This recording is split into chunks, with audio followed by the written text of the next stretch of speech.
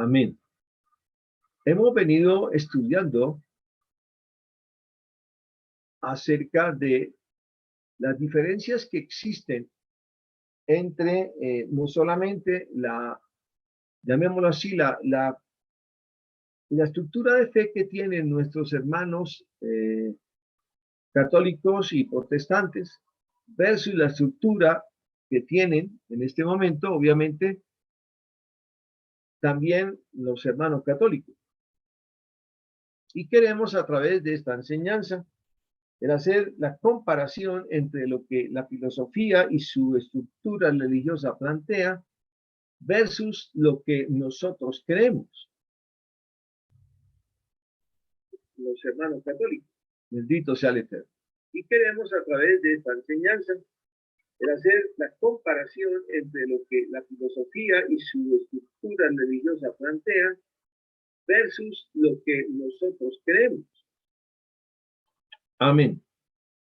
En la clase anterior estábamos hablando de que hay un punto fundamental y es que cuando nosotros hemos recibido las traducciones literales en español, generalmente las que vienen por el Códice Vaticano, donde impera el canon de Reina Valera, en estas traducciones no hay probabilidades algunas de mejora, ya que las traducciones de Reina Valera original, y estamos hablando de 1960, no han corregido prácticamente nada de la Tanakh, es decir, de lo que se denomina Antiguo Testamento, exceptuando el nombre que lo cambiaron, porque hablan de Dios con el diptongo, no reconocen el nombre de Yud-Heh-Vav-Heh, y también alteración que han hecho del día de reposo. En cambio, en el pacto renovado, pues han cambiado el nombre latino de Jesús por el nombre de Yeshua, no lo tienen, no lo contemplan. Y en inglés, pues las cosas se ponen más difíciles. Hay muchas versiones modernas, queridos hermanos, que han venido o están tomando todo el mercado. Estamos hablando de Dios habla hoy, la nueva versión internacional, la Biblia de Scofield.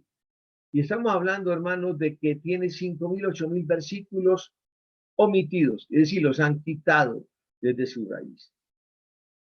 Mientras que nosotros, acuérdense que el color verde es cuando hablamos de la posición que tenemos, quienes creemos y estamos retornando a las raíces hebreas, es decir, a quienes creemos en el Mashiach. Y es que debemos empeñarnos en tener buenas traducciones de la Tanakh. Yo personalmente aconsejo que esa Tanakh tenga como estructura fundamentalmente tres tipos de interpretaciones. Número uno, la Torah de Met. Número dos, la Torah de Rabbi Moshe Chanukowski. Número tres, el Kumash en alguna de sus citas, porque ustedes saben que nuestros hermanos rabinos niegan al Mashiach. Y la más fiel de todas estas, que mantiene el nombre de nuestro Sebaot Yahweh, es la Septuaginta original, cuyo texto se conoce como la Stuttgart-Hartensia, porque la tienen actualmente, la única copia que existe, muy aferrada, digamos, a la originalidad, está en Stuttgart, Alemania, en una biblioteca de Stuttgart, una biblioteca pública, y de ahí se debe el nombre de Stuttgart-Hartensia. Esta edición fue la primera que se conservó desde la traducción que se hizo en el 250 antes del Mashiach, allá en Alejandría, cuando Ptolomeo, el general de Alejandro Magno, pidió entonces que sencillamente se pasara al griego toda la transcripción de la Torá hebrea. Ptolomeo se lo pidió a los 70 rabinos exiliados que estaban en Alejandría, eso fue en el 250 antes del Mashiach. Entonces, la Septuaginta es un canon que yo personalmente atestigo. Repito, la edición disponible que se encuentra también en algunas versiones de PDF es la Stuttgart-Hartensia. Y tienen traducciones muy fieles porque conservan el nombre original del Eterno, Yud-Heh-Vav-Heh. No omiten el nombre verdadero de Yahweh y tampoco omiten el nombre de Yeshua HaMashiach. Mientras que las demás, Reina Valera, Dios habla hoy, la misma Scofield, la misma Thompson, la misma versiones de NBI, todas ellas obviamente influenciadas por el marco neotestamentario, llamémoslo así, el Nuevo Testamento que introdujo Reina Valera y el Códice Vaticano, cambiaron el nombre de nuestro Mashiach por el nombre latino que ya todos conocemos como Jesús. Muy bien, esas mismas alteraciones son muy claras, hermanos, y se echan a ver si nosotros vamos al libro de Salmos. En el libro de Salmos, las traducciones Reina Valera, Dios habla hoy, Scofield, las que mencioné antes, tienen 17 errores. Por ejemplo, para que veamos cómo fue alterado todo el contexto. Y en inglés es peor. La King James, que es la reina del rey, la versión del rey James, o James, en el Salmo 151, omiten partes fundamentales de Isaías 53, que menciona al Mashiach Isaías como la revelación del Mashiach que había de venir, entre otras citas importantes. Entonces, ¿qué no quiere decir esto, hermano? Que tenemos que tener cuidado porque hay versiones que no solamente adulteraron, sino otras que amputaron totalmente, quitaron versículos completos.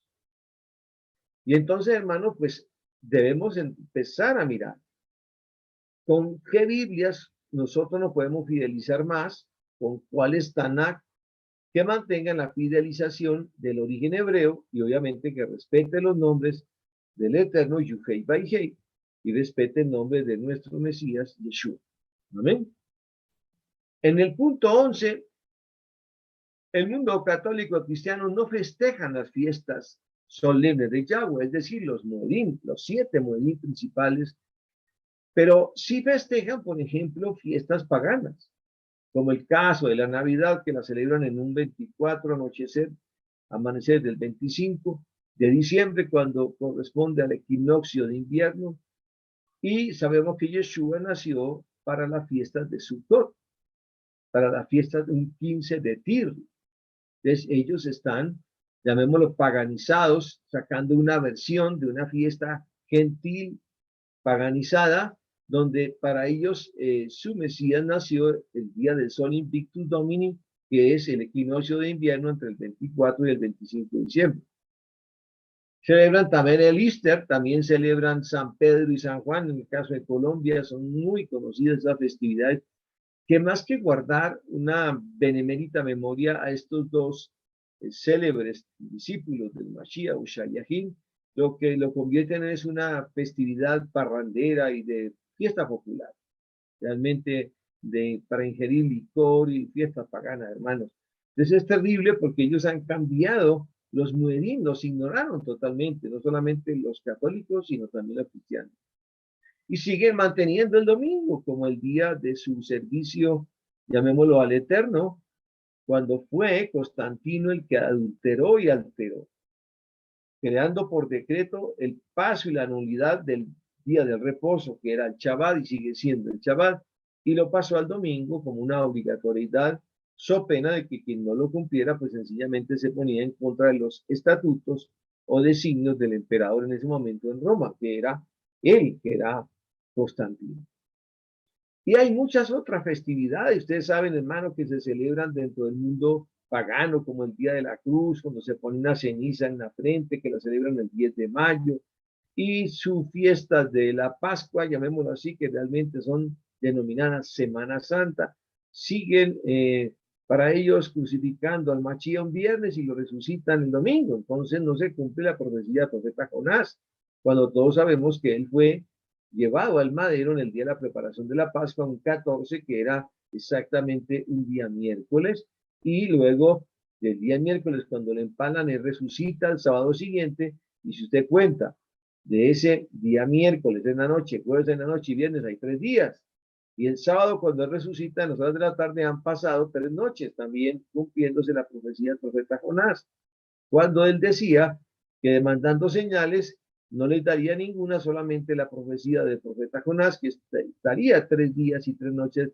en el vientre del gran pez. Es decir, él cumplió todos los preceptos, pero las traducciones hermanos, las han adulterado de una manera tal que ¿cómo cuentas tú 3 días y 3 noches si lo están llevando al madero un viernes y lo están resucitando el domingo? Pues solamente ha pasado, no alcanza ni siquiera 2 días, hermano.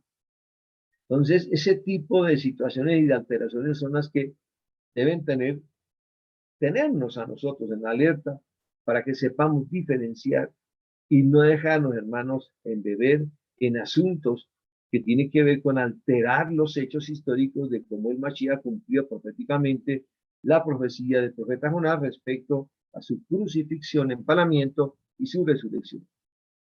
Nosotros deberíamos, y yo digo deberíamos en futuro pluscuamperfecto, pero ya lo estamos haciendo, bendito el Eterno, que es festejar los 3 grandes fiestas anuales o Moedim del Eterno, que son a saber la Pascua, Shavuot, Pentecostés y llamado así como el día de la fiesta de las semanas, y Sukkot, que es la fiesta de las cabañas cuando el Mashiach nació. Y lo más importante, hermano, mantener cada Shabbat que lo celebramos en los días sábados, como el Eterno lo institucionalizó. Y todas estas fiestas son escriturables. 7 Moedim, las 3 principales cuando el pueblo subía a Jerusalén. Y no son fiestas para los judíos, ni tampoco fiestas judías, sino son fiestas hechas por Yahweh, instituidas por él y para él. Entonces nosotros estamos cumpliendo los preceptos, las indicaciones que él nos demandó, que él estamos ahora retornar a las raíces hebreas, cumpliendo de esa manera lo correcto, mis queridos hermanos. Muy bien. En el punto 12, gran parte del cristianismo, excepto los pentecostales y carismáticos, entendiendo que hay pentecostales unitarios y trinitarios, y también dualistas, que en sentido que creen en Yahweh y creen que Yeshua es otra figura, y otros que son trinitarios, que tienen el Padre, el Hijo y el Espíritu Santo, y los pentecostales unitarios, donde al menos tienen la revelación de que Yeshua es el mismo Yahweh. Y los carismáticos, que es como una especie de excisión del catolicismo, pero que ministran mucha sanidad y milagros a través del poder del Rúa, pero son marianos. Ellos, entre otras, además de las 180,000 denominaciones, por siglos de racionalismo y deísmo, es decir, que yendo en dos, rechazan totalmente todo lo supranatural, no comprenden la unicidad, ni mucho menos el Shema de Israel, a pesar de que hay iglesias pentecostales unitarias que encima de lo que es su llamemos lugar en el cual realizan las iglesias sus obituarios, sus ofrendas y entregan también toda la solemnidad de su culto, tienen a veces escrito el Deuteronomio 6:4. Oye, Israel, ya bueno, solo vino uno solo vez, pero no lo entiende. Entonces, nosotros, a diferencia de ellos en el punto 12, no debemos tener rechazo a lo supranatural en la escritura, entendiendo por supranatural que el Eterno todo lo puede hacer. Como fue fertilizar el vientre de Miriam a través del poder de Ruach HaKodesh. Y no como plantean muchos pseudo mesiánicos, digo pseudo porque son a medias creen, pero atribuyen al Mesías como el origen de su nacimiento, como a un hecho, llamémoslo así, ¿por qué no decirlo? Un adulterio entre José, el carpintero, y Miriam, siendo ella una doncella. De todas maneras, hermanos, sabemos que si eso se tuviera en cuenta y lo llegáramos ahora a considerar, pues sencillamente Yeshua habría sido un bastardo porque él había nacido de un matrimonio que no se había consumado entre José el carpintero y desde luego Miriam. Entonces son cosas que tenemos que desechar porque nosotros sí creemos en la supranaturaleza que el Eterno todo lo puede hacer. Si creó el cielo, la tierra, los astros, el universo, hermano, claro que él puede dar vida a través de huesos secos o de la nada crear algo como hizo el universo. Entonces lo supranatural hace parte de nuestra convicción. Lo mismo la experiencia con los malaquín, que Hasatán existe y los espíritus malignos que son caídos porque el Eterno en su momento los mandó como vigilantes a la tierra, pero ya en su concupiscencia se relacionaron con las hijas de los hombres y prefirieron renunciar a su potestad como malachim para hacerse a ellas y dar creación a lo que denominamos los nefilim, los gigantes que adulteraron el diseño original genealógico del Eterno, y el Eterno por eso los conminó a lugares de oscuridad y los tiene atados. Para ellos no habrá perdón, porque fue una forma, llamémoslo así, de avergonzar y de adulterar el diseño original y de transparencia y de benignidad del Eterno con relación al hombre, que el hombre no tuviera ningún tipo de zoofilia ni de cruces, llamémoslo extraños en su sexualidad, adulterando el plan original del Eterno. Entonces, les recuerdo que esos malá que cometieron esos actos, que todo esto está narrado en el libro de Enoch, el cual yo recomiendo, y que al finalizar este taller, yo se lo voy a mandar a ustedes para que lo tengan como un recurso de bibliografía permanente. Amén. Yo les mando el libro de Enoch, donde está toda la historia de los malachim. Yeshua, quien era y sigue siendo el capitán de los ejércitos del Eterno, él mismo los expulsó y los reprendió en el nombre propio de Mashiach.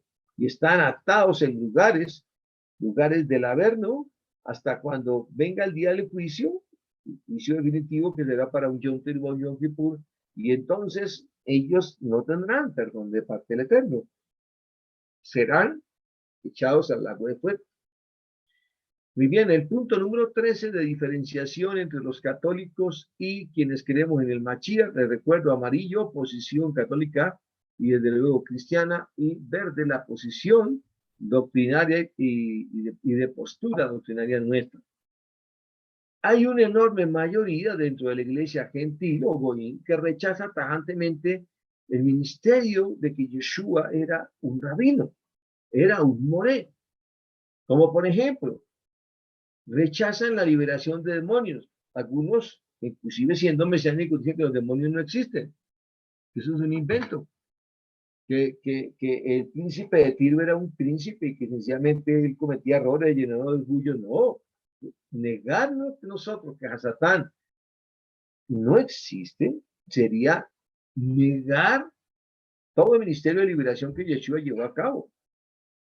El licenciado Ganero, cuando ya lo tomó el hato de cerdo, los pasó todos sus espíritus, cuando liberó a todos los que estaban cautivos, hermanos, poseídos de espíritu, a la hija de Jairo, a todos los que él liberó, hermanos. Entonces, tendríamos que empezar a decir que todo eso fue una fábula en el Brigadacha. Ahora, la caída de la tercera parte de los Malak, que la narra Isaías, que cayeron y fueron echados desde los cielos hacia la tierra, entonces tampoco tendría validez del profeta. Entonces, son cosas, hermanos, un poco traídas a los cabellos, que son obras propias del enemigo de Hasatán, porque en la medida que nosotros nos neguemos que él no existe, pues mejor para él, porque hace propiedad y toma almas por doquier como quiera, porque nadie está prevenido en tefilá y en oración, porque le han dicho que él no existe. Entonces, nosotros negar a Hasatán es negar el ministerio de liberación de demonios que el Mashiach hizo.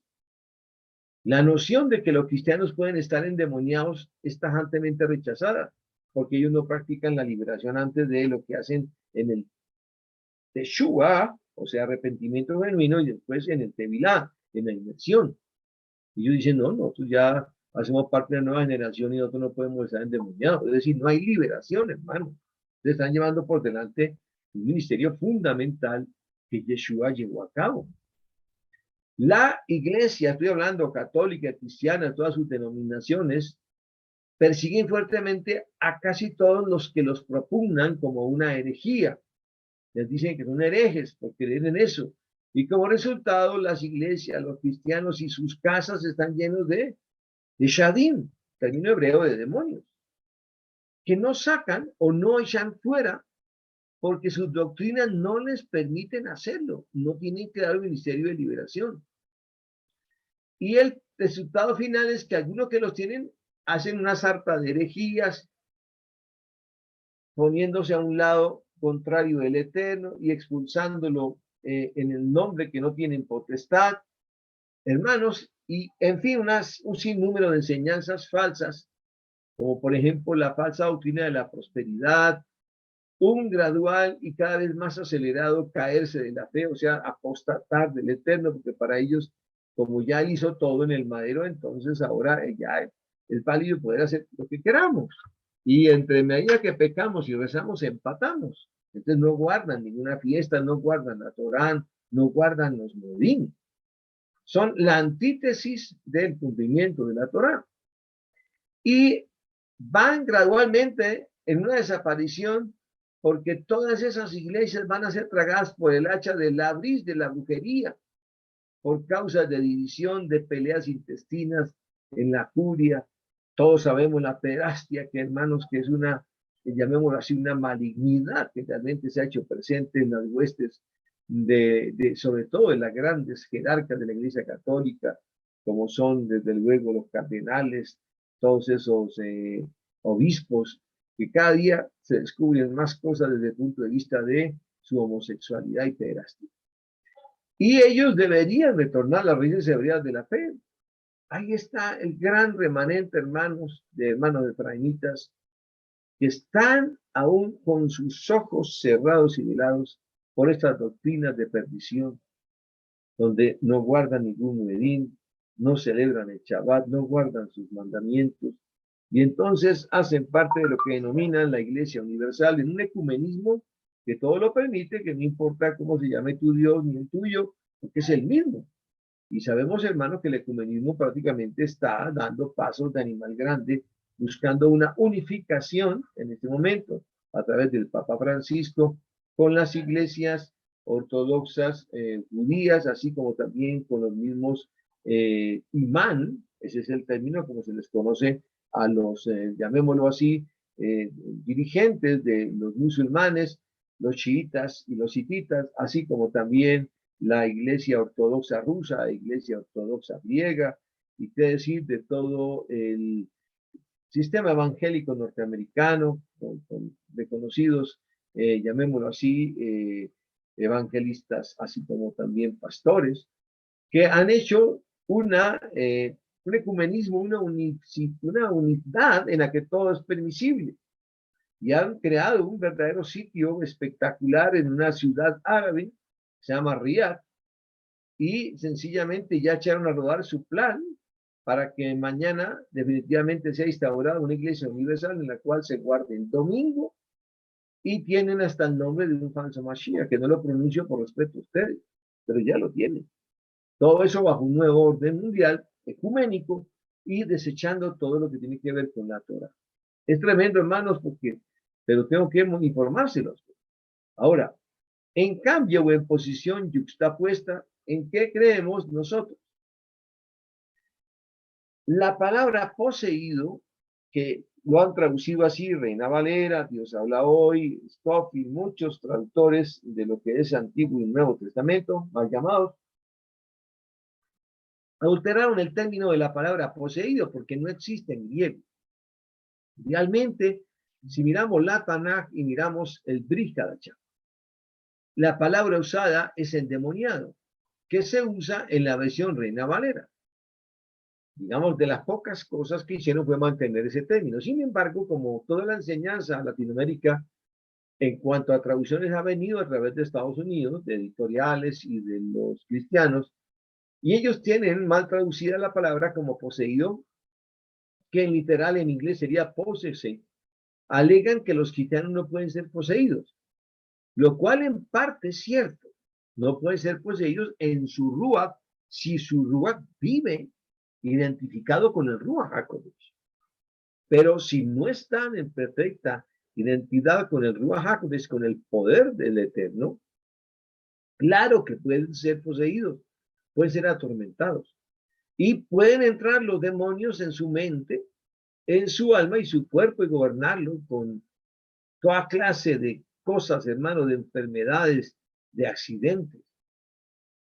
Lo que a ti y a mí, creyentes en Yeshua, nos diferencia es que entendemos claramente que si hubieran las tres partes que se mencionan en segunda de Tesalonicenses 5:23, espíritu, alma y cuerpo, lo que está simbolizando en el templo de Jerusalén, que tenía tres salas, el atrio, el lugar santo y el lugar santísimo, y un ejemplo de un creyente endemoniado fue Yehudá, Judas, uno de los 12 Shaliachim, el que manejaba la bolsa de, llamémoslo así, de la reserva económica, quien entró, hermanos, en tentación y vendió al Mashiach por 30 piezas de plata al Sanedrín de la época dirigido por Caifás y Anás, su padre. ¿Para qué? Para que lo aprendieran y con falsos testigos lo, llamémoslo, empapelaran con un juicio injusto con el cual sería llevado después al madero. Entonces, nada menos que Yehudá, esa es una prueba fehaciente de que alguien que estuvo al lado de Machía estaba endemoniado, hermano, estaba poseído en su espíritu y en su alma. Ahora, y viene una pregunta que a ti y a mí nos tiene que ponernos a reflexionar.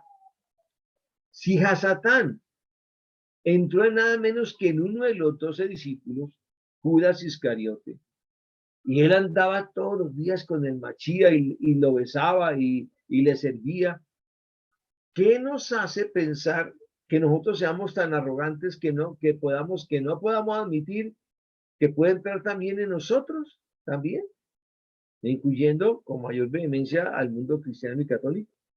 Porque lo niegan. Hermanos, Hasatán tiene potestad y la única manera de rechazarlo es invocando la bendita Torá, como lo hizo el Machía, cuando quiso ser tentado en el pináculo del templo, mostrándole pues el poder que le pondría delante de él si lo adorase. Hasatán fue abusivo y se estrelló porque era nada menos que Yuhei Baihei en un cuerpo tabernaculizado de Yeshua HaMashiach, quien lo conestó hablándole de Torah. Entonces, hermanos, a veces nos volvemos arrogantes por el sempiterno estado de gracia. Y deberíamos aprender que somos sujetos si no nos mantenemos en un Teshuvá genuino todo el tiempo con el Eterno. Debemos aprender que no podríamos sobrevivir mucho tiempo si no se acepta la práctica de liberación periódica de espíritus demoníacos en nuestras almas y cuerpos. Y obviamente en las casas de los miembros y locales de las congregaciones. Es decir, antes de hacer nosotros un Teshuvá y un Tevilá en el nombre del Mashiach, deberíamos ser sometidos a un proceso de liberación espiritual.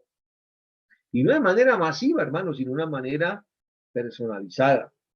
Porque hay que batallar con huestes espirituales, atándolas y fuera de eso manifestándolas abiertamente en debilidades que podamos tener. Y eso no se puede hacer de manera popular ni de forma masiva, porque entonces se pierde el ministerio del secreto mismo ministerial y de respeto por las almas, porque las almas quieren venir al Eterno, quieren arrepentirse, pero no van a confesar sus faltas en público, en voz populi. Entonces, hermanos, en eso tenemos mucha ignorancia en el ministerio de liberación. Y en realidad, en nuestra humilde opinión, el creyente de Yeshua posee un arma principal. ¿Cuál es? El atractivo único que tendrá el Israel creyente en el Mashiach será las armas avanzadas de la liberación personal que Elohim ya le está dando a algunas congregaciones que están retornando a las raíces hebreas. Los cristianos ya están viniendo a las raíces hebreas de la fe, pero hay que, hermanos, ¿qué? Liberarlos con sanidad espiritual. Y en muchos casos, no solo para conseguir liberación de espíritus malignos que allá los tienen y que no hay cambios en sus vidas, en sus hogares, que no han podido lograr hasta ahora. Y luego se vuelven a sus iglesias cristianas porque sencillamente están en un círculo vicioso. No guardan Torah, no guardan Shabbat, no hacen ayunos, como debe ser, no guardan los Nuedín. Y sencillamente en ellos aplica el precepto de Juan 8:32. Y conoceréis la verdad y la verdad os hará libres. No pueden ser libres si primero no reconocen que hay un enemigo, que es Satán y que tiene potestad y que puede tomar posesión de cualesquiera. Si nosotros no tenemos nuestro cuerpo y nuestro espíritu en sana armonía con el Eterno. Amén. Este es un punto que es bien coyuntural, mis queridos hermanos, y que yo les pido a ustedes que lo tengan muy, pero muy presente. Punto número 14. Muchos rechazan los dones del Ruach HaKodesh, del Espíritu de Santidad. Y algunas denominaciones directamente enseñan que los dones son del diablo. Hay algunos que se van al extremo y dicen que no, así como lo hicieron en la época con el Machía, cuando veía que él sanaba a los enfermos de lepra, que sanaba a los enfermos de todo tipo de patologías, y le decían que él los echaba afuera o que traía sanidad, porque tenía alianza con el demonio. Por eso él les dijo en una oportunidad de que un reino que fuera dividido no puede preservar. Si él los echara fuera los demonios, ¿cómo se entendería entonces que él los rebata y los destruya? Porque los mismos poseídos conocían a Yeshua, decían, a ti conocemos y sabemos quién eres. Entonces, hermano, es importante que los dones del Ruach HaKodesh que están en 1 Corintios 12, el Eterno los concede abiertamente y los da sin medida ni acepción de personas. Vamos a ver qué habla 1 Corintios 12. Vamos a buscarlo un segundito.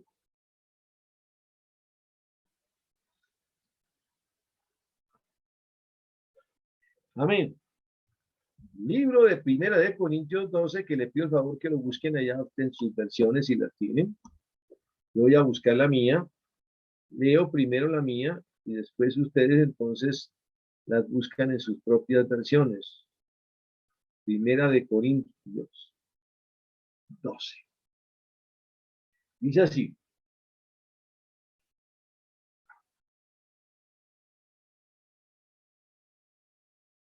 Ahora no quiero, hermanos israelitas, que ignoren acerca de los dones espirituales del versículo 1.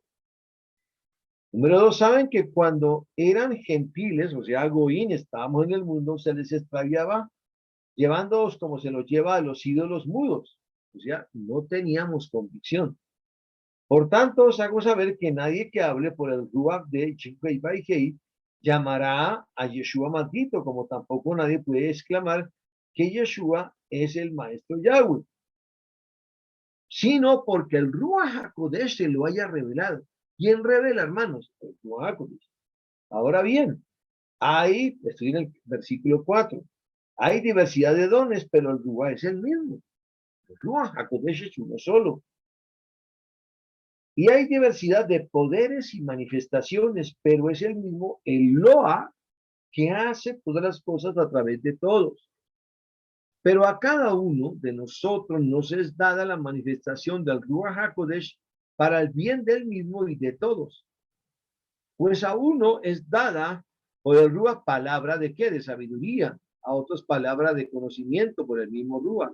A otro fe por el mismo Ruach. Y a otros dones de sanidades por el mismo Ruach. A otro el hacer obras de qué? De misericordia. A otro profecía. A otro discernimiento de la verdad del Espíritu. Y a otro diversos géneros de idiomas. Y a otro interpretación de diversos idiomas. Pero todas estas cosas las hace uno. ¿Quién? El poder del Eterno, que es el mismísimo Ruach HaKodesh, repartiendo su dínamo, su poder, a cada uno en particular, como él quiera y en la cantidad que quiera. Bendito el Eterno. Así como el cuerpo de Israel es uno y tiene muchos miembros, pero todos los miembros del cuerpo, siendo muchos, son un solo cuerpo, un ejad, así también en el Mashiach, porque por un solo Ruach fuimos todos sumergidos en un cuerpo, tanto el yahudita como los griegos, como los arameos, como los extranjeros, los libres, y a todos se nos dio a beber de un mismo espíritu de Ruach de unidad. Todo el poder era el Ruach HaKodesh, porque el cuerpo no es un solo miembro, sino muchos. Y si dijera el pie, como no soy mano, no soy del cuerpo, por eso no sería del cuerpo. Y si dijera la oreja, ¿por qué no soy ojos y no soy del cuerpo? Por eso no sería del cuerpo. Si todo el cuerpo fuera ojo, ¿dónde estaría el oído? Y si todo el cuerpo fuera oído, ¿dónde estaría el olfato? Pero ahora Yahweh ha colocado a cada uno de los miembros en el cuerpo como él quiso. Pues si todos fueran un solo miembro, ¿dónde estaría el cuerpo? Pero ahora son muchos los miembros, aunque el cuerpo es uno solo. Y si el ojo puede decir a la mano, no te necesito, ni tampoco la cabeza puede decir a los pies, no tengo necesidad de ustedes, no, al contrario, los miembros del cuerpo que parecen más débiles son los más necesarios. Y aquellos miembros del cuerpo que nos parecen menos dignos los vestimos más dignamente. Y los que en nosotros somos menos decorosos se tratan con más decoro. Porque lo que en nosotros son más decorosos no tiene necesidad. Pero Eloa ordenó al cuerpo dando más abundante honor al que menos tenía o es inferior, para que no haya ni discordia ni división en el cuerpo, sino que todos los miembros tengan el mismo espíritu los unos por los otros, y de manera que si un miembro padece, todos los miembros se duelen con él, que es un cuerpo integral. Bendito el Eterno. Y si un miembro recibe honra, todos los miembros tienen regocijo con él. Ustedes, pues, termina diciendo Rachaúl, son el cuerpo del Mashiach y miembros cada uno en particular. Bendito el Eterno. Esta cita, hermano, que es larga, es importantísimo porque debemos creer y practicar los dones del Ruach que el Eterno nos los da. Nos los da cuando hemos cumplido los requisitos fundamentales de Él. De Shuvah genuino, haberlo hecho. Hacer inmersión de Bilá en el nombre de Yeshua HaMashiach. Recibir la visitación del Ruach HaKodesh guardando sus muedín, cumpliendo sus mitzvot, sus preceptos e instrucciones, guardando el Shabbat, celebrando su fiesta. Pero no es que se vuelva una cosa gratuita o mística, llamémoslo así, entrar en la inmersión y nombrar al Mesías y ya estuve yo liberado. No, hermanos, es un proceso. Entonces, esto lo quiero decir es para que tengas claro de que si no tenemos nuestra sintonía del Ruach personal junto con la sintonía del Ruach HaKodesh, estamos en momentos de peligro con relación a la potestad. Punto número 15. Tenemos 45,000 denominaciones diferentes registradas solamente en los Estados Unidos y en el mundo. Es decir, hay más de 2,614 creencias diferentes. La pregunta que deberíamos hacernos, cada uno de esas creencias y denominaciones se atribuye la verdad absoluta. Entonces la pregunta es, si una de esas 45,000 dice que tiene la verdad, la mera verdad, la fe verdadera, que es una redundancia, entonces las otras 49,999 no la tienen. Pero ahí están, hermanos, disputándose el credo de la fe con denominaciones totalmente, a veces opuestas y diferentes. Y aquí, quienes creemos en el Mashiach, deberíamos ser lo más cercano a Efesios 4:5. ¿Y qué dice el libro de Efesios 4:3-5? No necesita buscarlo porque aquí está literal. Un Señor, una fe en sumergirse en agua en el nombre del Mashiach. ¿Y quién nos puede dar una fe? Solo el Ruach HaKodesh. El Espíritu de Santidad nos puede guiar a creer a todos lo mismo. Y por otro lado, ¿cuántas interpretaciones hay de cada versículo? En las raíces hebreas aprenderá que solo a los pies de Yuhei y Baihei, con el espíritu de sabiduría y revelación, que ya lo mencionamos, que existe y está en la menorá, como los 7 Ruajim del Eterno, aplicándole la exégesis rabínica de que habla Efesios 1:17 y Gálatas 1:11-12, tendremos una sola emuná, una fe creciente en el Mashiach. Mientras nuestros hermanos católicos y cristianos se desgastan en su denominación, donde cada uno se atribuye aparentemente su propia verdad, lo cual es un verdadero error. Muy bien. Punto 16 de discrepancia entre lo que creen los católicos y cristianos frente a nosotros. La iglesia gentil seguirá adorando a un imaginario Dios gentil, con el nombre romano, con sus ritos tradicionales. Los norteamericanos le mezclan a sus servicios, y aquí en Colombia también, rock, música salsa, y se vuelve un show de luces y un show, llamémoslo, en el mundo cristiano, donde a uno le parece que está, es como en un lugar que se presenta un artista. Nada de solemnidad y nada de respeto con los instrumentos del Eterno. Bueno, tampoco los usan, no conocen una menorá y no tienen mucho menos un Aron Kodesh, que es un arca en la cual aparezca el rollo de la Torah. Los luteranos alaban al Eterno con su música alemana, con sus bandoneones o acordiones, los anglicanos con la suya, en Inglaterra, los brasileños con la samba, los colombianos con el vallenato, tango, rancheras en México, tango en Argentina. Esto es prolongación de cultura del hombre y no adoración con salmos al Eterno. Es decir, han hecho un sincretismo de adorar al Eterno, pero con elementos musicales hechos por el hombre, de acuerdo a la cultura donde se lleve a cabo. México, pues con rancheras, Colombia con vallenato, etcétera, etcétera. Y no hay verdadero espíritu de adoración al Eterno, de guardar, llamémoslo así, sus propios eh, salmos, proverbios, chema, es decir, hermanos, canciones de origen hebreo que alaban al Eterno, en su gran mayoría estructurados en los salmos y en los proverbios. Nosotros, como la casa de Israel, creyente en Yeshua HaMashiach, adoramos a Yuhei Baihei, el de Israel, y al Mashiach de Israel, que es el mismo Yuhei Baihei, pero que tabernaculizado, hecho cuerpo cuando vino a nosotros. Lo adoramos con la clase de música que a él le gusta, música de salmos cantados davídica y con danza davídica, y según con la canción de alabanza de el Salmo 154, que lo podemos decir siempre como estrofa, alábenlo con tambor, tof, con danza, con pandero, con instrumentos de cuerda y la flauta, y en su lengua santa, la Shon Kadosh, el hebreo. Ahí está el parámetro en la alabanza, en el libro de las alabanzas, Tejilá 154, diciendo que debemos adorarlo y alabarlo con instrumentos de cuerda, con flauta, címbalos y panderos, y en su lengua santa, la Shonkado. No está diciendo que lo lavemos ni en portugués, ni cantemos samba, ni cantemos vallenato. Punto 17. Los cristianos y católicos han sido enseñados a hacer la obra de Dios, entre comillas, lo que en la práctica significa hacer cosas para Dios, que Elohim nunca ordenó,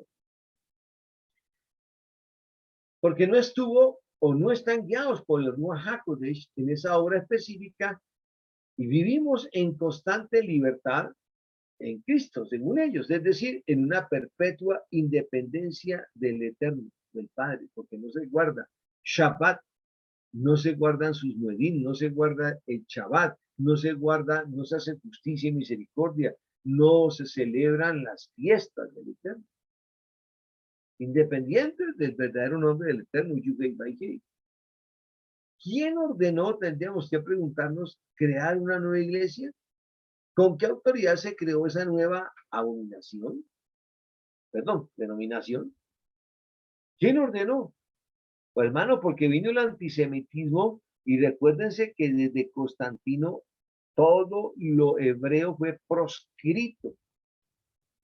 Un odio, llamémoslo así, a priori venido de los romanos, de la iglesia romana, se satanizó, perdón, todo lo hebreo.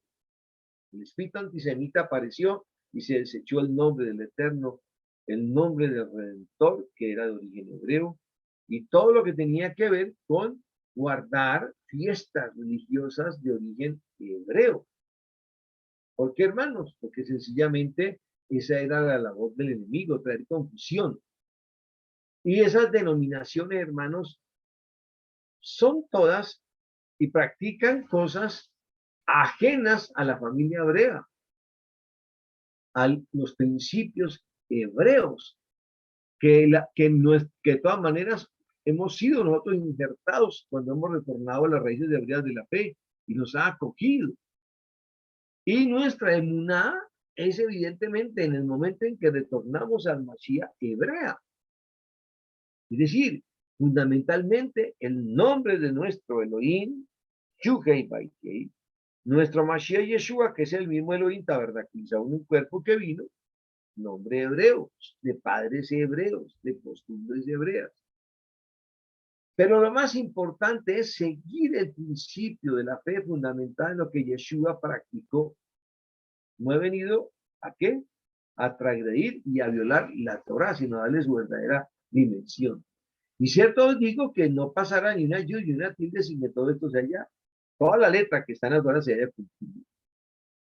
Porque Yeshua practicó siempre cumpliendo la Torah, guardando los mandamientos, celebrando sus muedim allá en el templo y donde fuera. Y nosotros, tú y yo, hermano, que estamos volviendo, nada le cambiamos. Tenemos claro que hay que retornar a las raíces hebreas de la fe con toda nuestra identidad. Punto 18. Los católicos y romanos, junto con los hermanos cristianos, se resisten a reconocer y admitir siquiera que es un pecado el mostrar el rostro del Señor en películas, revistas, estatuas, cuadros, bajorrelieves o material de estudio. Porque, hermano, porque tienen esa idea de que tienen que tener imágenes. Cuando Yeshua, que no tuvo una imagen agradable, sino que el Eterno lo puso con la sencillez de su ungido para que no lo desease. Es obvio que él tuvo un cuerpo y posiblemente sus facciones eran de origen hebreo, judío, que vivió sobre la tierra. Pero no para que abráramos una imagen pintada al óleo por tal artista que hizo de esa pasada imagen una versión. Y obviamente nuestros hermanos católicos y cristianos se resisten a reconocer y admitir que no es pecado, según ellos, el mostrarle el rostro del Señor en películas dependiendo de autores que lo interpretan. Lo ponen en revistas, en estatuas, en bajorrelieves o material de estudio bíblico.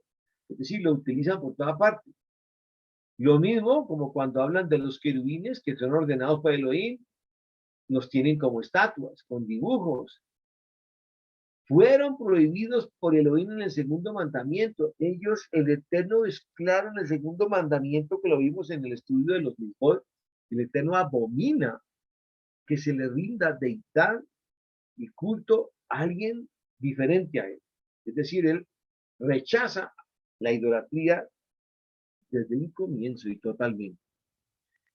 Y entonces, los querubines que están frente al altar del Eterno, guardándolo ahí en su lugar caché, su lugar puro,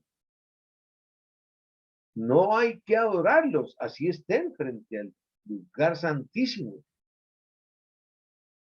Hermanos, hay que reconocerlos como autoridades que están en los cielos, pero no para que nosotros terminemos ahora adorando a los malaquín, a los querubines, a los arcángeles, tampoco, hermano, porque nosotros no caemos en ese politeísmo. Acuérdense que en la historia de la Tanakh, sobre todo cuando Abraham fue visitado por los tres malach, uno de ellos era Yeshua, él se inclinó a adorarlo y dijo, no nos adores porque nosotros somos como tú. Los mismos malachim diciéndole que ellos no permiten que nadie los adore porque eso es apostatar de la obediencia al Eterno, solamente Él es sujeto de adoración. Y quienes estamos, obviamente, en el retorno a las raíces hebreas, debemos entender que es un pecado muy grave mostrar imágenes tanto del Padre como del Hijo, ya sea en cartoons, en dibujos, en revistas, en estatuas, en vitrales, en bajorrelieves, en materiales de estudio bíblico, películas, ya que infringe el segundo mandamiento, que habla claramente en Éxodo 20, que dice que no adoraréis a imagen ninguna hecha por mano de hombre o alfarero, por, para que no sean objetos de adoración. El Eterno, o sea, debemos tener un celo en la ejad del Eterno, pero sabemos que Yeshua, como de la tierra, tuvo unas características físicas de origen hebreo, pero como nadie tiene la fotografía de él, pues entonces hacer representaciones no dejan de ser meras ilustraciones, mi querido hermano, no para que las adoremos. Porque nosotros quienes retornamos a la iglesia de la fe, apostatamos que la idolatría. Punto número 19. La iglesia gentil, católica y cristiana seguirá viviendo en la cultura grecorromana, que es idólatra por naturaleza, celebrando un calendario, el calendario gregoriano romano, que comienza primero que todo, a celebrar en la fiesta más importante para ellos, en la Natividad o Navidad. Anochecer de un 24 de diciembre, amanecer de un 25 de diciembre, que es cuando se da el solsticio de invierno, el día más largo, y entonces ellos dedicaron ese día a su Mesías, para poder que cumpliese el precepto del sol invictus domini, o sea, de que el día del sol que es invicto, y se quedaron ahí, hermanos, adorando a una falsa potestad los días domingos, aboliendo todo lo que tenía que ver con el hebreo y desde luego derogando un pupitrazo el Shabbat. Empieza con la fiesta de la Navidad y con escrituras leídas en nuestra mente grecorromana y occidental, que celebran el San Pedro, el San Pablo, el Año Nuevo, que es el día de las Saturnalias, que se celebraban en la Grecia antigua junto con la cultura romana, porque al fin y al cabo son los mismos dioses, pero con nombres latinos y griegos, pero son los mismos. Y hermanos, sencillamente, todas esas traducciones que nos llegaron con mentalidad grecorromana, todos tienen una cultura antijudía, antimesiánica y sobre todo antisemita. Ellos llaman de que cualquier intento de nosotros volver a la Torah es judaizarse y creen que eso es real y que por eso ellos son más ungidos que nosotros porque según ellos, los hebreos están en error porque están sumergidos de nuevo en el retorno a la Torah y la Torah es ley. Y entonces para ellos no hay gracia. Error, hermano, de interpretación. Entonces, judaizar es un término de volver a los términos judíos o hebreos. Estamos hablando de lo que es la cultura hebrea o judía que vive en la actual Israel, allá en las zonas limitante actual, en lo que podríamos decir con Arabia Saudita, con Cisjordania, con Irak, con Siria, con muchas poblaciones, viendo la franja de Gaza donde están los palestinos, que prácticamente tienen atiborrado a Israel, oprimido. Ellos todos consideran que el antisemitismo es la razón de ser del mundo hebreo y lo odian y quieren destruirlo. Y lo que en Occidente rechazan también todo el hebreo, pues sencillamente nos consideran judaizantes, o sea que estamos siguiendo los preceptos de un Dios que es de origen hebreo y de origen judío, pero que no es el Dios Kyrios o el Dios, llamémoslo Teos, de origen greco-romano. Nosotros, en cambio, hemos venido a entender la realidad de vivir en el calendario lunar religioso. Por eso, ayer celebramos Rosh Kodesh, que comienza para las fiestas religiosas el 1 de Apib, entre marzo y abril, no en otras fechas. Son días que comienzan entre las 6 de la tarde y terminan a la misma hora del día siguiente, ¿sí? Porque así es el calendario hebreo. Empezamos a celebrarlo a las 6, el Shabbat como tal lo celebramos desde el día viernes a las 6 y el Havdalah lo cerramos a las 6 de la tarde del día Shabbat. Y estamos tratando de restaurar la lengua Kadosh, el hebreo, ya no confiarnos en malas traducciones, porque así entenderíamos que el rabino Yeshua resucitó el Shabbat por la tarde y no el domingo de mañana. Es un problema de traducción. Mateo 28:1 dice en griego, tarde en el Shabbat al comenzar el primer día de la semana.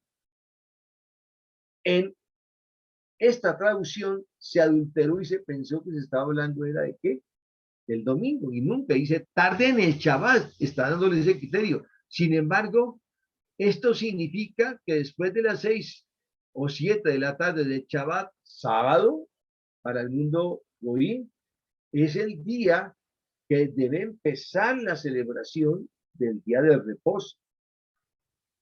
Y no solamente para los hebreos, sino para quienes estamos retornando de casa de Israel, efraimitas y dispersos, debemos guardar el primer día,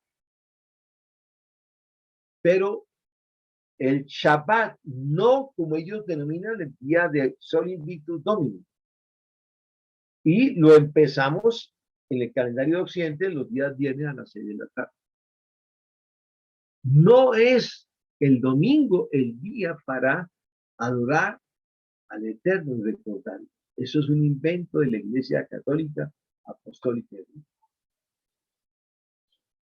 Bien, el punto número 20. Ellos siguen utilizando la palabra Dios, Teos, Dios como con el diptongo, y la usarán junto con las demás religiones no cristianas que también adoran a su Dios, pero que no es el Elohim de Israel ni el Mesías Yeshua de Israel. Y debemos dejar de decir Dios, no debíamos utilizar esta acepción con el diptongo en español que viene de la palabra latina Deus, que a su vez viene del griego Zeus, que es el nombre, como ya dijimos, del mayor demonio griego. Usaremos el nombre original y por eso lo estamos restaurando. Yu, Hei, Bai, Hei. Y más específicamente el Elohim de Israel. No seguir utilizando ya ese nombre, llamémoslo pagano, porque no, el Eterno abomina y es un eterno celoso, celoso de que mantengamos su verdadero nombre. Punto 21, diferenciador. La iglesia gentil, católica y cristiana seguirá usando la semántica gentil desjudaizante de las personas y lugares judíos de Israel. Siguen utilizando el nombre de su Mesías, le dicen Cristo, le ponen los prefijos a los discípulos para cuando hablan de ellos, como San Juan, San Pedro, San Lucas, y ni siquiera se le pusieron al mismo nombre de su Mesías.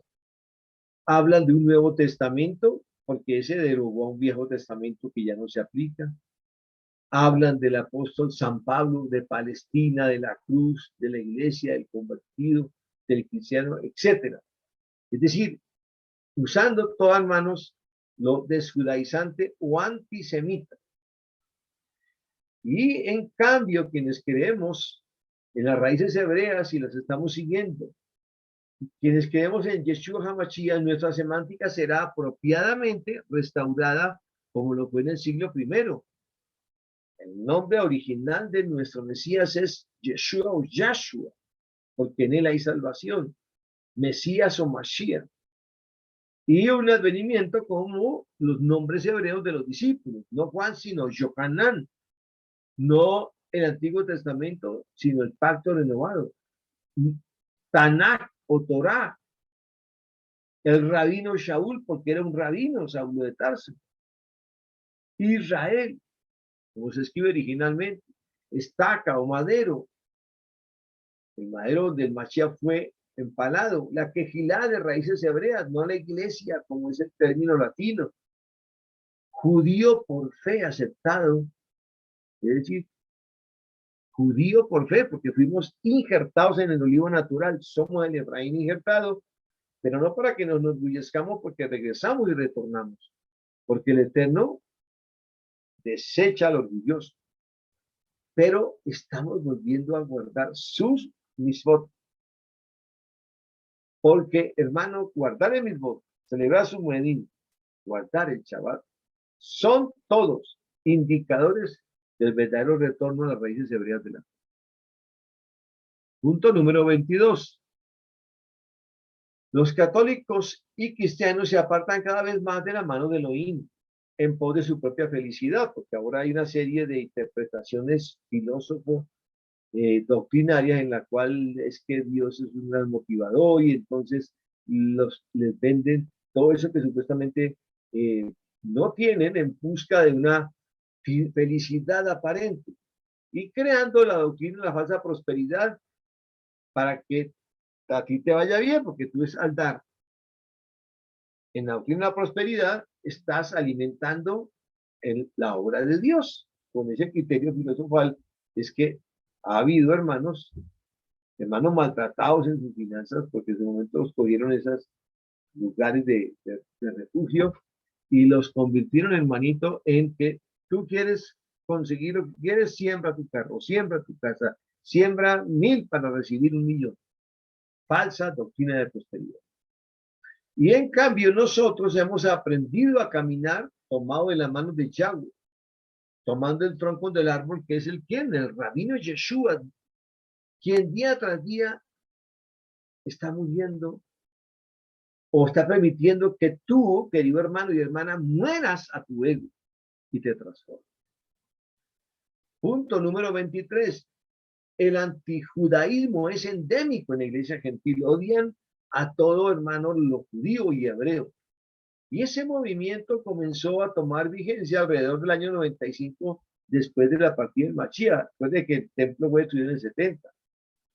Y fueron poniéndole nombres como padres de la iglesia, a los padres de la iglesia católica que se atribuyeron como ser los autores de la fe cristiana, como Crisóstomo, como Orígenes, como Justino, como Martín, y luego con Luther y con Jean Chauvin, el Calvino, hermanos, Martín Lutero, todos estos fueron los que fueron ungidos para que supuestamente actúen como los verdaderos padres de la iglesia.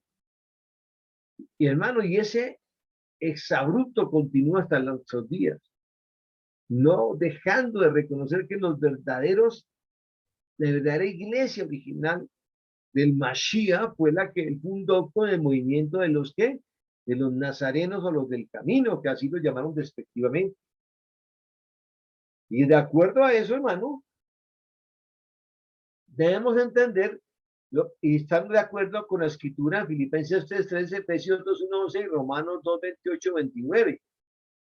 La identidad, lo que son de los creyentes, ya sean gentiles o judíos, porque estamos sincretizados como efraimitas, pero estamos identificados con ellos porque somos del mismo linaje, no nacidos en Israel, pero esparcidos.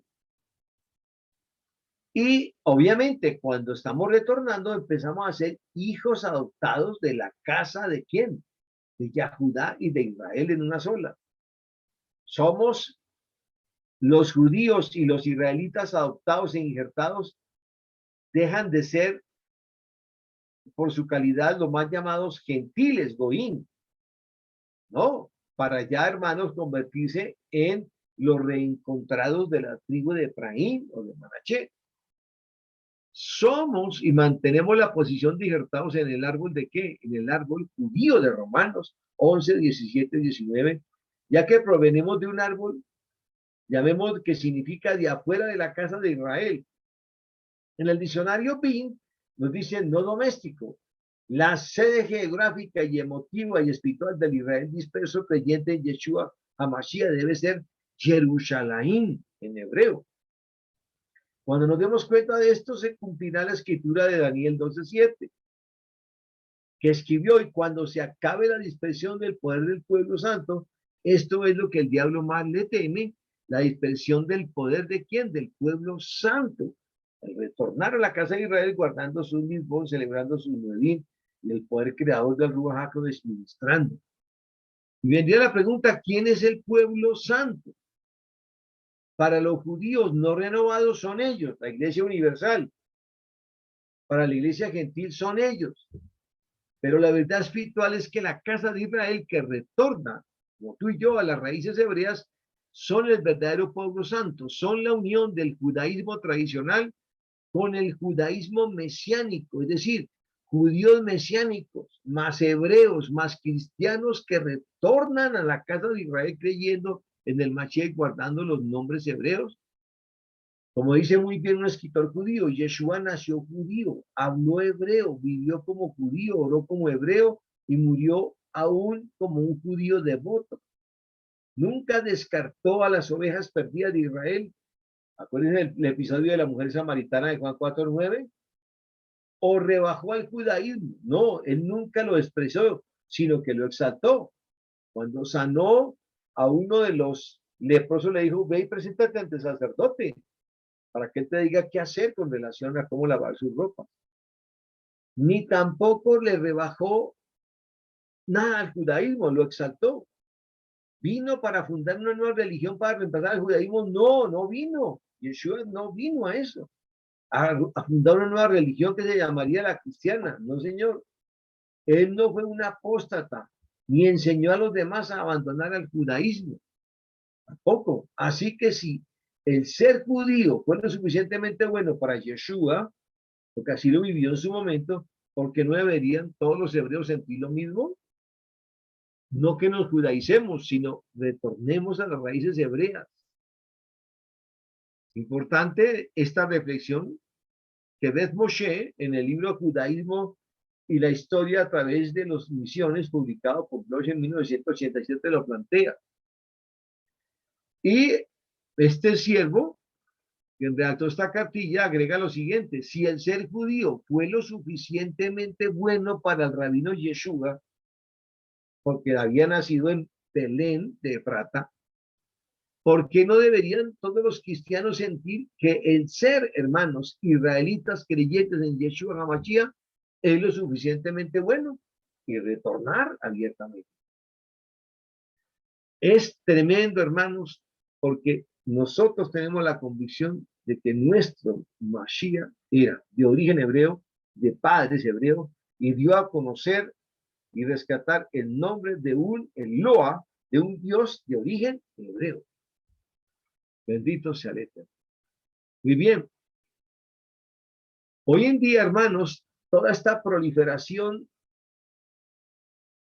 se tiene en el mundo a través de emisoras de evangelización cristiana en los Estados Unidos, niegan al Mashiach y sencillamente lo hacen todo con una alta dosis de emotividad, históricamente siempre hablando en contra de lo hebreo, el antijudaísmo, enceguecido por las posturas de Roma. Hermanos, tanto que ellos han venido reuniéndose con la iglesia protestante y con los ortodoxos griegos y rusos, así como también con los imán, los directivos y los musulmanes, con tal de apostatar todo lo judío. Y en el Vaticano, en noviembre de 1997, hicieron la primera reunión de lo que será el nuevo orden mundial, y en días pasados el Papa Francisco estuvo en Riyadh, en un templo especial, en un palacio donde se estaba dando la fusión de todas las iglesias que piensa poner en vigencia el nuevo orden mundial. Bien, queridos hermanos, para la iglesia gentil y católica, punto 24, la cruz es un símbolo cristiano, ya que según fue crucificado en una cruz. No es que vayamos a discutir el término de cruz o de madero, pero hay dos autores, Frank Woodrow y Alexander Shiblo, que demostraron que ya la cruz como figura, que después se llevaría a un ícono en madera, en el paramiento que le hicieron al Mashiach, existía siglos antes de la llegada del Mashiach. Había una cruz egipcia, había una cruz babilónica.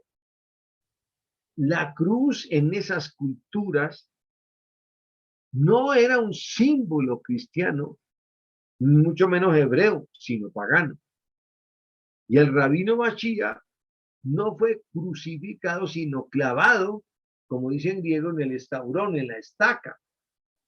La cita está 27 veces y un culón y en un árbol una vez. En la antigüedad, el ser atado a una estaca clavada al suelo era la manera clásica de matar a un hombre, ya fuera quemado o clavado, un método exclusivo de los romanos. El verdadero símbolo del rabino Yeshua es la menorá, no la cruz, porque en la cruz había maldición, hermanos. Nuestros hermanos católicos y cristianos siguen tomando la cruz como un símbolo. Nosotros, nuestro símbolo del rabino Yeshua y de Yuhei Baihei es la menorá, que representa ante otros los 7 roajín del Eterno, las 7 fiestas a celebrar por perpetuidad, los 7 días de la creación y el Shabbat, rodeado de las 2 ramas de olivos. Esas son las condiciones iconográficas de símbolos que debemos tener claros tú y yo, mi querido hermano. El diccionario BIN de términos escriturales dice a propósito de la cruz en el volumen 1, página 256, tanto el sustantivo como el verbo estauro, atar a una estaca, debe distinguirse en las formas eclesiásticas de la cruz con 2 maderos, un palo vertical y un horizontal. Su origen está en la antigua Caldea, en Jaldea, y fue usado como el símbolo del dios Tamuz, siendo la forma de la mística Tau, la inicial de su nombre, y en ese país y en países vecinos, incluyendo Egipto. Para mediados del siglo IV, el Mashiach, las iglesias o se habían apartado o habían disfrazado las verdaderas interpretaciones de un Elohim de origen hebreo y un Mashiach hebreo, para aumentar el prestigio del sistema eclesiástico apóstata, los paganos fueron recibidos en las iglesias independientemente de su regeneración por fe. No importaba que no se regeneraran, sino que eran recibidos. Y se les permitió quedarse con símbolos paganos, de allí la que la Teotau se mantuviera como la cruz más visible y frecuente en el madero transversal bajado. Y fue adaptado para representar la cruz de Cristo, pero es una interpretación errónea y equivocada de lo que debe ser normalmente, realmente, un madero, sin caer en la, llamémoslo, contradicción de que era la cruz y que de la cruz ahora hay que rendirle tributo, y quien va por allá a Judea o a épocas de lo que es hoy día Belén, le venden pedacitos de la cruz y entonces la guardan en la casa y la tienen como un amuleto, como un símbolo de idolatría, hermano. Error, error, bendito el Eterno, que nos ha traído a un cambio a nosotros que estamos en las raíces hebreas de la. Bien, y para el cierre, hermanos, punto 25, la iglesia gentil afirma fieramente y en contra de toda evidencia, tanto interna como externa, que el Nuevo Testamento fue escrito en griego originalmente. Y el idioma que hablaba su Mesías y sus discípulos era el arameo. Entonces, se contradice, porque según la escuela sinóptica de Jerusalén, que ha retraducido los evangelios sinópticos de vuelta al hebreo, más del 90% de las escrituras fueron escritas ¿en qué? En hebreo, incluido por supuesto arameo. En el pacto renovado existen tanto fuentes internas, modismos hebreos, hebraísmos denominados como hijo de hombre, y versículos como Lucas 23 y 38, Hechos 21, 35, 37, Juan 5, 2, 19, Hechos 22, 2, en fin, Apocalipsis 9, 11 y 16, que dicen directamente que hablaba hebreo, y externas, obispos, papias, Orígenes, Ireneo y Jerónimo, que dijeron que Mateo escribió su evangelio en hebreo. Las palabras difíciles de Jesús, un libro de David Pivin y Roy Blixart de 1988, dice que él, Mateo, escribió el Mateo Shenton en hebreo, y Yeshua hablaba hebreo y arameo, que era el lenguaje popular que se manejaba en los sitios populares de la Jerusalén de la época, como ir al mercado o a comprar telas o comprar elementos propios para la supervivencia. Muy bien, queridos hermanos, entonces, bendito el Abacadosh, vamos a dejar hasta aquí